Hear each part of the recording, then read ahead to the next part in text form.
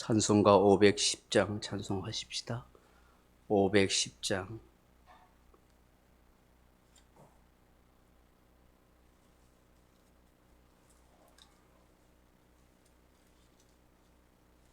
(510장입니다)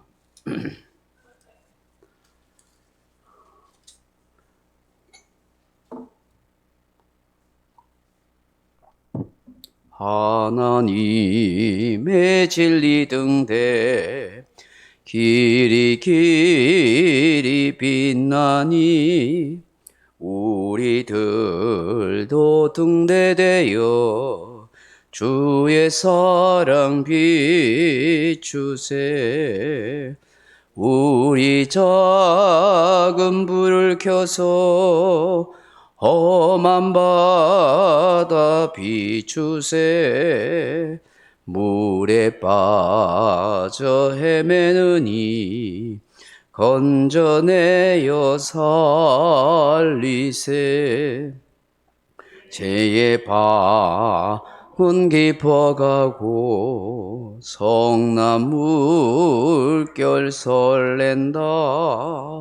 어디 불빛 없는가고 찾는 물이 많구나.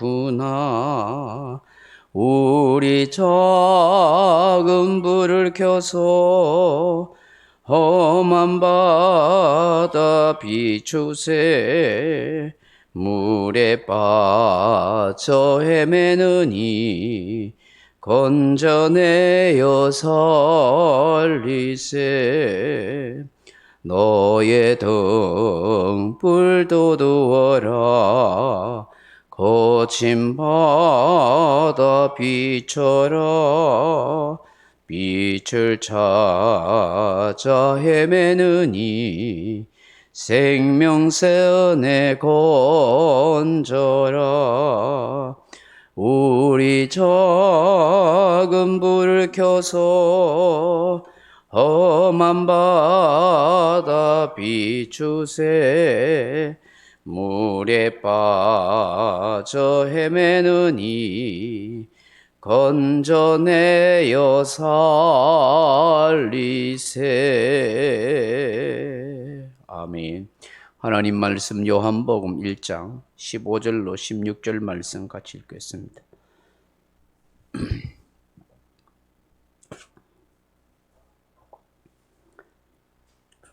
요한복음 1장 15절 16절 말씀 같이 읽습니다.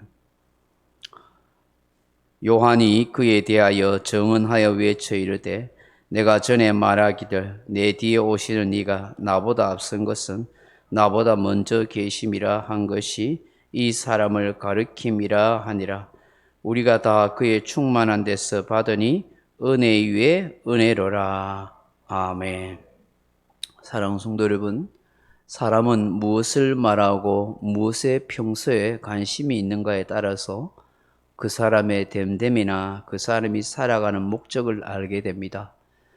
그가 가지고 있는 관심거리가 무엇인지, 그가 말하는 것의 내용이 무엇인지, 그것이 그 사람의 가치관이나 인생관을 고스란히 드러낸다 하는 것입니다. 우리 신앙인에게는 그 사람의 신앙관을 그가 말하는 것, 관심 갖는 것을 통해서 알게 되기도 한 것입니다. 사랑하는 성도 여러분, 우리 인생관, 가치관, 이 신앙관은 무엇으로 나타내거나 표현할 수가 있겠는가 하는 것입니다. 오늘 본문에 보시면 이 세례 요한의 인생관과 가치관, 그의 신앙관을 단적으로 잘 표현해 주는 부분의 말씀이다라는 생각을 하게 되는 것입니다. 오늘 15절 말씀을 보시면 그는 예수님을 증언하여 말하는 것으로 자기의 신앙관과 인생관을 나타내 주고 있다 하는 것입니다. 15절 보시면 요한이 그에 대하여 증언하여 외쳐 이르되라고 그렇게 말씀하고 있습니다. 여러분, 사람들이 모이면 돈 이야기를 많이 합니다. 또 여자들끼리 모이면 남자 이야기나 자녀, 가정 이야기를 하고, 남자들 또 모이면 여자 이야기나 자기 자랑, 세상 이야기를 많이 하게 됩니다. 그것은 그 사람이 그것에 대한 관심을 가지고 있고 또 그것이 그 사람의 인생관과 가치관으로 자리 잡고 있기 때문이다 하는 것입니다. 신앙인이라면 그가 말하는 삶의 주제, 신앙에 대해서 말하는 것을 보고 이 사람의 신앙의 정도를 알게 된다 하는 것입니다. 지금 하나님을 사랑하는 사람, 이 요한이 지금 무엇을 말하고 있습니까? 바로 예수님에 대하여 증언하여 외쳐 가로되라고 말씀하고 있습니다. 예수님에 대해서 그는 오롯이 증언하고 말씀하고 이야기하고 있다 하는 것입니다. 그는 평생 태어나면서부터 그야말로 구별된 나시린처럼 선지자가 되어서 광야에서 정말 가난하고 어려운 가운데 늘 오실 메시아에 대해서 회개의 복음을 전하며 회개의 세례를 주면서 그렇게 인생을 산 것입니다. 그는 출세에 대한 욕심이나 관심이 있는 것도 없어요. 바리새인과 서기관과 율법사들처럼 사회적 지위와 명예를 가지는 것에 대한 욕심과 관심도 없어요. 오직 오실 메시아에 대한 하나님의 복음을 전하는 것, 하나님의 역사하심을 많은 사람들에게 가르쳐 주는 것, 그래서 회개의 복음 전하는 것 외에는 그가 관심 갖거나 가치를 두고 있는 것이 없더라 하는 것입니다. 여러분, 무엇이 가장 아름답고 영광스러운 일이겠습니까? 오늘 저와 여러분 살면서 이 예수님에 대하여 증언하여 외쳐 이르는 이 말씀을 보면서 우리가 가장 아름답고 영광스러운 일이라는 게 뭔가 하는 것입니다. 그것은 바로 예수님을 다른 사람들에게 외치고 가르치고 말해주는 것이라 하는 것입니다. 잘하고 못하고가 아닙니다. 되게 잘하고 잘하지 못하고가 아니라 그냥 예수님에 대해서 다른 사람들에게 말해주는 거예요. 예수님이 누구신지, 예수님이 구세주라고, 예수 믿어 구원받자고, 예수 믿어 재산 받자고, 예수 믿어 천국 가자고 이 이야기 해주는 게 우리 인생에 가장 아름답고 복되고 영광스러운 일이라는 것을 오늘 우리에게 말씀해 주고 있는 것입니다. 누구에게라도 예수님에 대해서 이야기해 줄 수 있는 사람, 그 사람은 너무 귀한 것입니다. 왜? 그 사람이 평소에 생각하고 관심을 갖고 그리고 인생의 가치관과 신앙관을 가지고 있기 때문에 그렇게 하는 것이죠. 여러분, 교회를 다니고 신앙을 가지고 있다 할지라도 평생을 다녀도 한 번도 예수 예자라고 말해본 적이 없는 사람도 있다는 거 아십니까? 누구에게도 예수 믿으라고 이야기하는 것도 없습니다. 가족들에게도 심지어 교회 다니자, 예수 믿자고 말하는 사람이 없다라는 사실을 아는 것입니다. 전에 어떤 집사님이 자동차에 다니는 분 중에 이런 분이 있었다는 거잖아요. 수십 년을 교회 같이 다녔는데 나중에 알고 보니까 이분이 식사 시간에 우연히 만났는데 기도를 잠깐 하고 있는 걸 보게 됐대요. 그래서 당신도 교회 다니냐니까 네, 어느 교회 장로라고. 깜짝 놀랐다고 하잖아요. 한 번도 교회 다닌다고 이야기한 적도 없고 또 예수 믿는 사람처럼 그렇게 말하거나 행동하는 것을 본 적이 없더라는 거예요. 이건 그래서 되겠습니까? 그리스도인으로서 뭔가 우리가 정체성을 보여야 되죠. 내가 예수 믿고 산다는 것을 누군가에게 알려주고 보여줘야 하는 것이 당연한 일인 것입니다. 별스럽게 막 떠벌리고 고함치고 예수 천당 불신지옥이라고 외치지 못한다 할지라도 평소에 가까이 있는 사람, 친한 사람에게 교회 다니는 것이 무엇이 좋은지, 예수 믿는 것이 무슨 즐거움인지, 어떤 의미가 있는지를 적어도 한 번쯤은 얘기해 줄 수 있는 그런 그리스도의 모습이 되어야 한다 하는 것입니다. 저는 오늘 본문에서 요한이 그에 대하여 증언하여 외쳐 이르되 많은 사람들에게 예수님에 대해서 이야기하더라는 것입니다. 저와 여러분이 이런 삶의 모습이 있기를 주님의 이름으로 축복합니다. 두 번째로 그 사람의 가치관, 인생관, 신앙관은 무엇을 보면 압니까? 자신을 낮추는 겸손한 모습을 보면 알게 된다 하는 것입니다.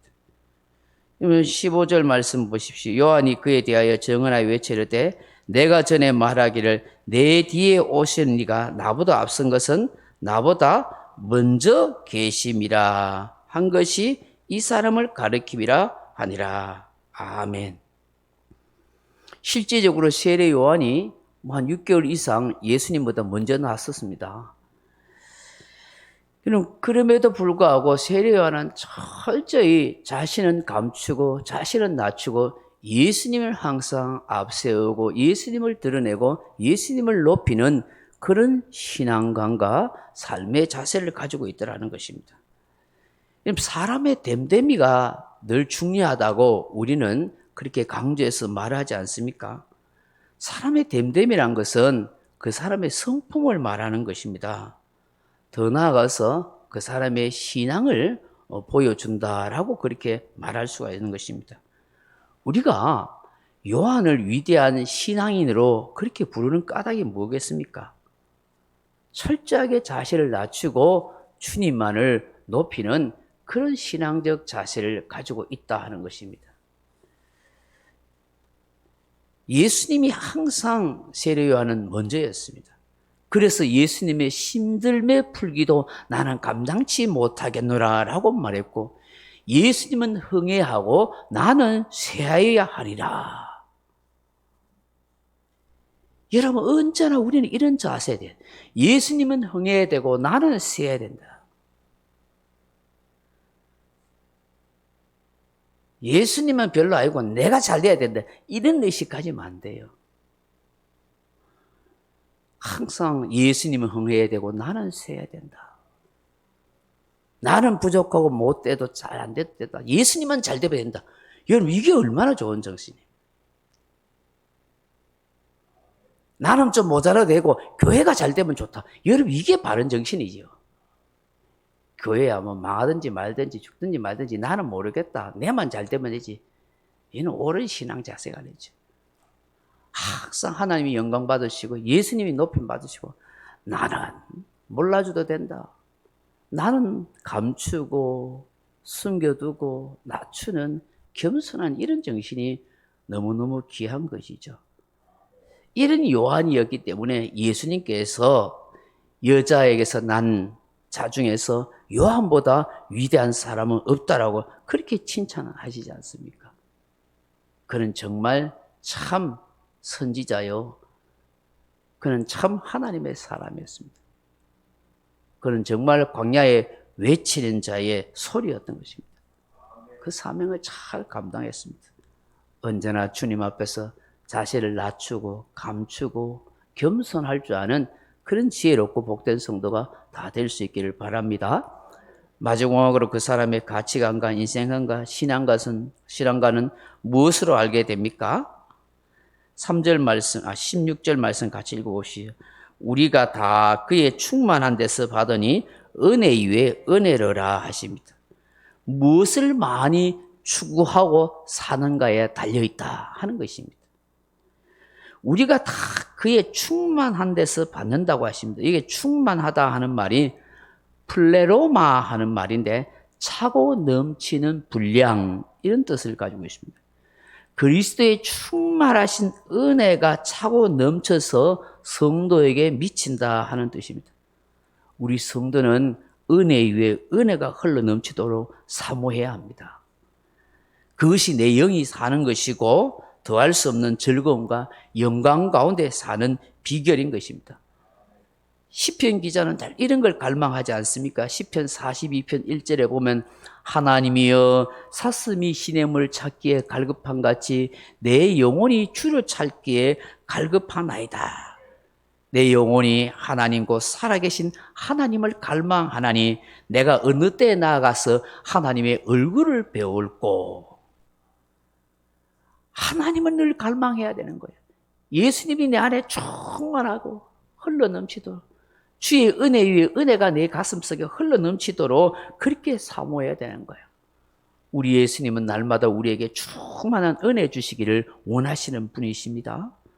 문제는 내가 사모하고 내가 더욱더 갈망하지 않기 때문에 은혜가 흘러 넘치지 못하고 늘 메마른 인생으로 살아가는 거예요.